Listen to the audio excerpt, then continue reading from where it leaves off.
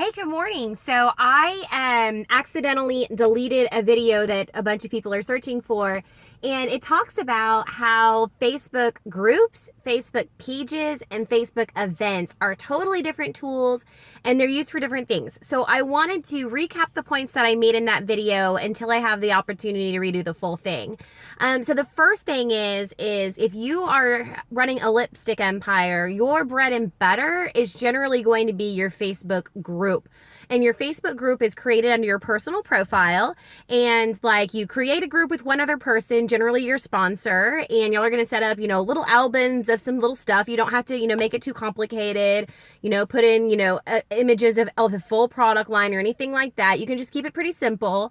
And then you go through and add all the women on your friends list. There's a lot of debate about that. That's what I did. It wasn't a big deal for me. I think that there are people who will object, like, oh, you should only invite people and not put them in without their permission. Honestly, it's just as easy for them to take themselves out of a group as it is for them to respond to you, to, read the thing, to click on the link, to go in the group, to do whatever. So I have not really run into a lot of negative feedback on that. If you have a different opinion on it, do it your way for sure. But for most people, they're just going to add all of the women on their friends list because, I don't intimately know every person on my friends list. So for me to sit there and say, well, I think this person would like this lipstick or somebody else wouldn't, that just doesn't really make a lot of sense to me. Like, how would I know that they want the lipstick or not? And then the other thing on that topic is that a lot of the people who are my best customers surprise the hell out of me. Just totally honest with you. I have some best customers that if you would have asked me, I did not think they wore a drop of makeup, and they have turned out to love it. Love it. So there's that. So you're going to create a Facebook group and you're going to have a launch party and you're going to get people engaged in that. And then after that, if you want to, sorry, my arm's getting tired. If you want to, you can create a Facebook business page. Now, a Facebook business page is something you should work towards. I don't think it's something that you need to have on your first day out of the field. I think you really need to focus on your Facebook group and get a lot of engagement going there, get some sales out of that, book some parties. Like that's really where people are going to interact and hang out. And then you can have a Facebook business page because when you're branching out of your immediate friends and family network, that will give people a way to find you.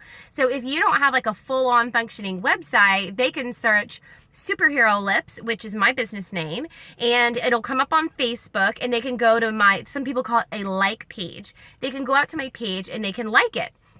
Now, the reason that Facebook has business pages is because they charge you money to advertise.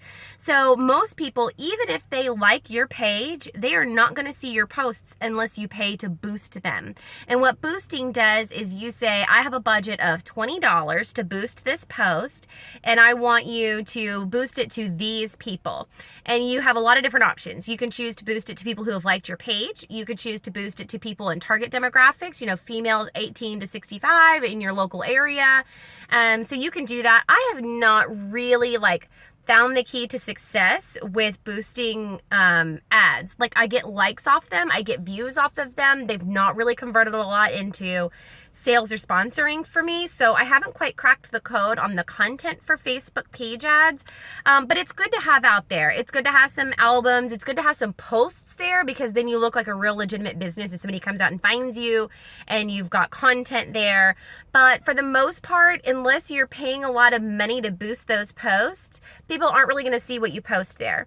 So you can, even if they're in your group and then they've liked your page, as long as you're not boosting those ads, you can double post content in both places and your customers aren't going to get overwhelmed because they're generally not going to see what's on your page. Now, the other thing you can use are Facebook events. And Facebook events are a great way to invite people to a party, whether it be online or in home. And the nice thing about those events is that you can share the event with them. You can have a little bit of information about the event and it adds it to their Facebook calendar. And then they get reminders and hey, tell Kristen if you're going to this Facebook event. And then it'll pop up in their notifications and it'll say going, maybe can't, and they'll pick one of those out of their notifications.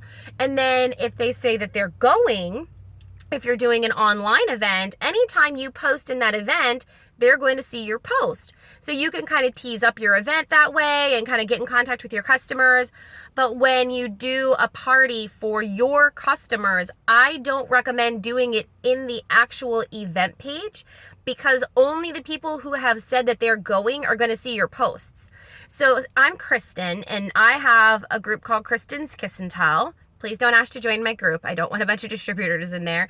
But I've got a group called Kristen's Kiss and Tell, and in my group, I have parties. So I have a monthly party for all of my VIPs, which is anybody in my customer group, and I offer them access to like little promotions and giveaways and gift with purchase and free shipping and whatnot once a month, like literally once a month. So I create an event in my group, and I send it out, like I will actually like paste the link into a messenger message and send it out to all of the people, and they respond, they say they're going, and then I tease up in the event and like let people know that the event is coming up. And I also post in my group to make sure that people have seen the event link and all that good stuff and let them know that it's coming. But then the actual posts for your event go in your group, not in your event. And I know the way I said that probably makes that, you know, a little confusing, but your party posts go in your group, not your event. Because if you post in your event, only the people who said they RSVP'd going are going to see the post that you make. If you do it in your group, you are going to be able to expose everybody in your group potentially to those posts. And as people start interacting with those posts and commenting and liking, Facebook will say, oh, hey, there's something interesting going on here. We're going to show these posts to more people. So if you have 400 people in your group and just naturally, organically, 30 people saw those posts and 15 of them responded some way with a like or a comment because you were like this post and comment on this post and I'll enter you into a drawing for a free gift. It's like $1 makeup towel, right? But you get people commenting and then Facebook says, oh, this is interesting. I'm going to show other people, these other 400 people in the group, content from this group because something's going on here. So that's just like a little rundown of group versus page versus event. So groups, bread and butter, your first priority, definitely get that going. Your second priority is, getting a business page up when you can, get some nice albums in place. You can cross post between your group and your page. Really, nobody's going to see your page post unless you boost them.